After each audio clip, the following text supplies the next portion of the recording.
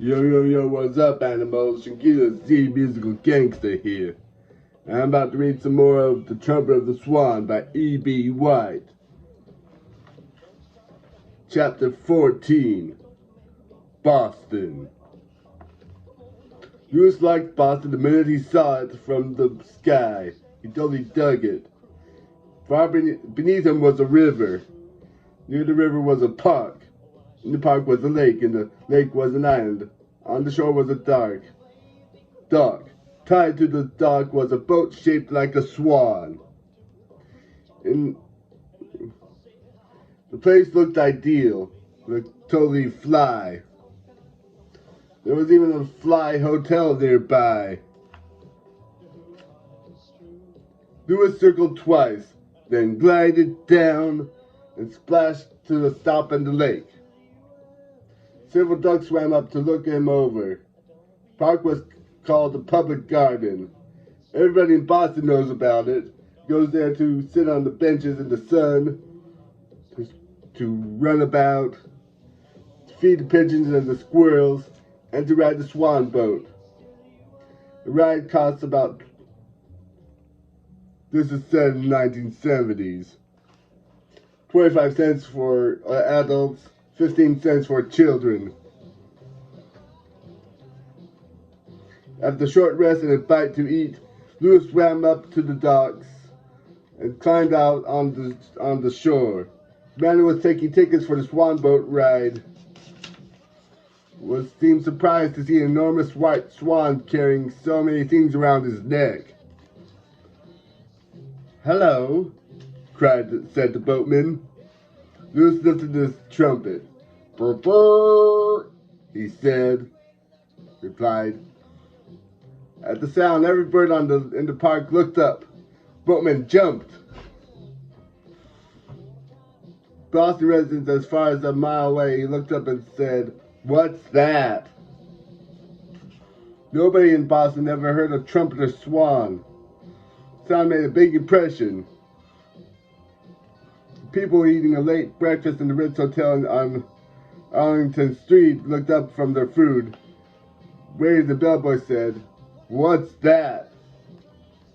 The man in charge of the swan boat was probably the most surprised man in Boston.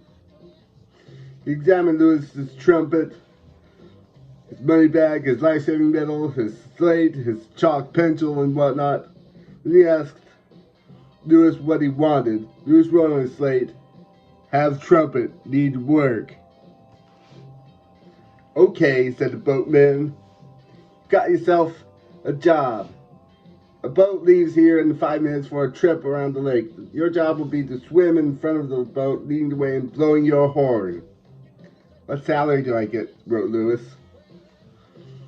"We'll settle that later, when you see how you make out," said the boatman. "This is just a tryout."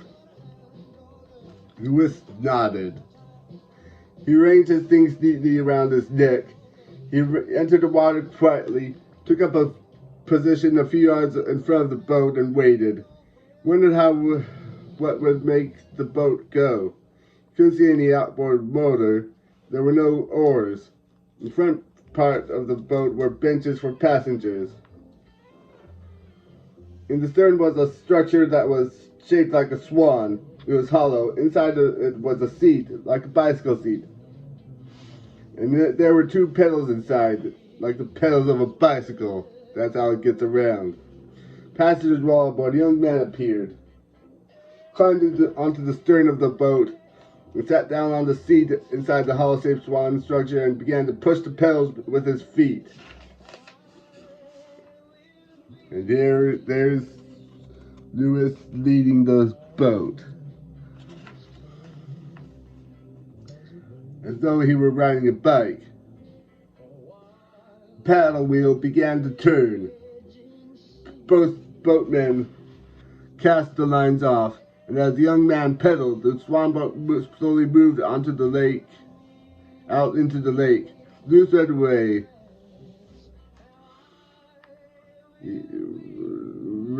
way. Swimming with his left foot, holding his trumpet with his right foot. "Brr, brr," said Lewis's trumpet. wild sound rang out loud and clear and stirred everyone's blood. Then realizing that he should play something appropriate, Lewis played a song he had heard the boys play at camp. I know it's supposed to be row, row, row your boat, but this is what I picture him playing. All sorts of tunes, like Elvis Presley style, or other styles like Jimi Hendrix used to do with his guitar. That's how I pictured Lewis doing with his trumpet, doing what Jimi Hendrix did. If I were to turn it into a movie,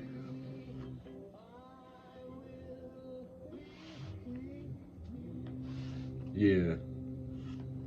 The swan boat passengers were beside themselves with joy and excitement.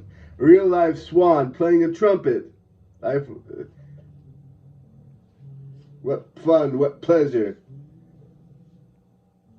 This is real groovy, cried a boy in the front seat. This bird is as good as Louis Armstrong, the famous trumpet player. I'm going to call him Louis. Then when Louis heard this, he swam alongside the boat, took out his chalk pencil in his mouth and wrote, "That's actually my name." "Hey, what about that? How about that?" said the older boy. "This one can write too. Louis can write. Let's give him a cheer." The passengers cheered loudly. Louis swam ahead again, leading the way.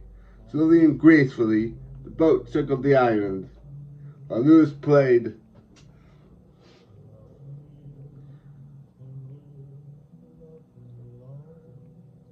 "Love Me Tender." I know it says "Gentle on My Mind."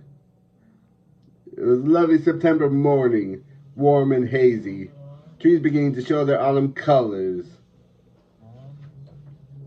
Louis played all sorts of tunes. When the swan boat docked and the passengers got off, long lines of people were waiting to get aboard for the next ride. Business was booming. Another boat was being made ready to accommodate the crowds. Everyone wanted to ride the swan boat behind a real live swan playing a trumpet. It was the biggest happening in Boston in a long time. People like strange events and weird happenings. And the swan boat, with Louis out front leading the way, suddenly became the most popular attraction in Boston. "You're hired," said the boatman when Louis climbed out onto the bank. "With your playing the trumpet, I can double my business. I can triple it, quadruple it. I can quintuple it. I can sextuple it. Anyway, I'll give you a steady job." Louis lifted his slate. "What salary?" he asked. Boatman gazed around at the crowds waiting to get aboard. $100 a week, he said. "I'll pay you $100 every Saturday if you swim ahead the boats and play your horn. Is that a deal?" Louis nodded his head. The man seemed pleased and puzzled. "This isn't too much to ask," said the boatman. "Would you mind telling me why you're so interested in money?" "Everybody is," replied Louis. "Yeah, I know," said the boatman. "Everybody likes money. It's a crazy world, but I mean, why would a swan need money? You can get your meals just by dipping down and pulling up tasty plants at the bottom of the lake. What do you need money for?" Louis raised his slate. "I'm in debt," he wrote.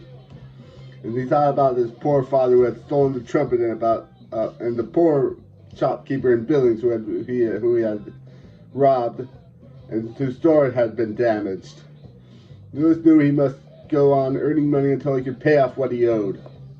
"Okay," said the boatman, addressing the crowd. "This swan says he's in debt. All aboard for the next ride." He began selling tickets. Boatman owned several boats, all of them shaped like a swan.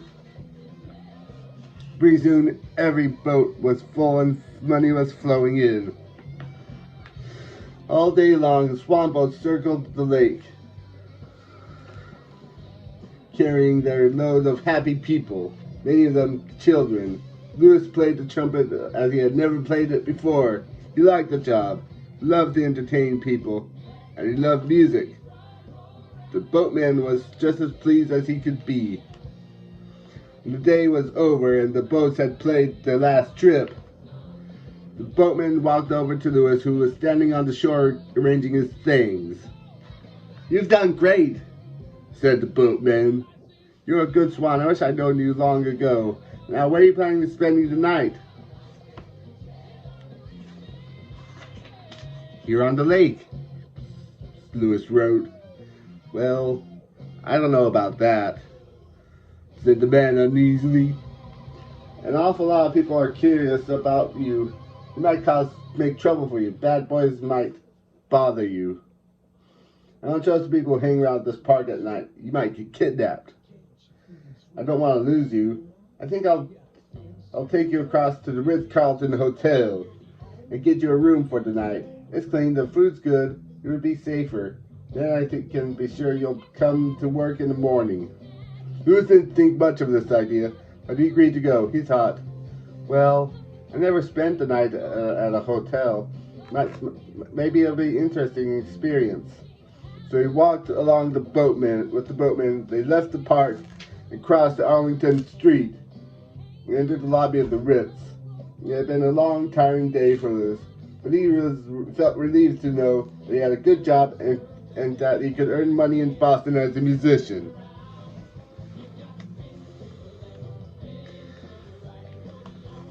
And here's the boatman and Lewis going into the Ritz-Carlton. Yep.